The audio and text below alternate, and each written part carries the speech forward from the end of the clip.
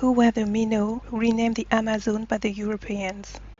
The Minos were women warriors from Dahomey, the actual Benin Republic. If you have not subscribed to my channel yet, don't forget to click the button below. The Minos were fierce and strong female warriors. They are very famous for their fight against the French, but the battles against the French were not their only battles. They won many fights against African kingdoms and African empires. They are known for being the most strongest female warriors in West Africa.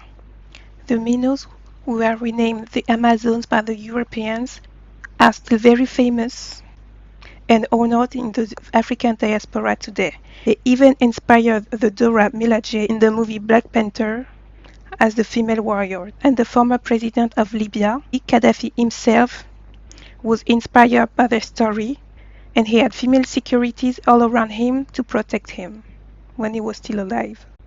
It was first King Rebaja who ruled during the 17th century who first started the troops of the Minos, which means our mothers. Because he didn't have enough soldiers in his army, he decided to recruit female elephant hunters to make his army bigger. The daily life of a Mino was pretty hard. They had to train from the morning until the evening. They were not allowed to get married or to have children. Only the king was allowed to choose wives among the Minos. Under King Lele, Amazons were allowed to get married with chiefs of the army. When they had children, they were allowed to leave the army until the baby was able to walk. They were devoted to fight, to protect the kingdom, and to protect the king. Their training was very difficult. They were recruited during their teenage year, and this is when they started their training. And they were trained to give their life for the king, for the kingdom, and to protect the people of the kingdom. They were divided into two groups. One offensive called the Jadokpo and one defensive called the Aligosi. They were not led by men, but only by women. Under King Gezo, there were around 4,000 women warriors. They had very short hair, or sometimes they were bald. They used to wear a baggy pant until the knees, a blue tunic, a gun, and weapons. That were their uniforms. Before each battle, they used to sing and to dance. They sang to the willingness to fight, they sang to their superiority over men, and the sin of cowardice. The women army consisted of several regiments, such as gunners, huntresses, riflewomen, and each regiment had different uniforms. Their training was extremely intense, and they had to learn survival skills to develop indifference to pain and death.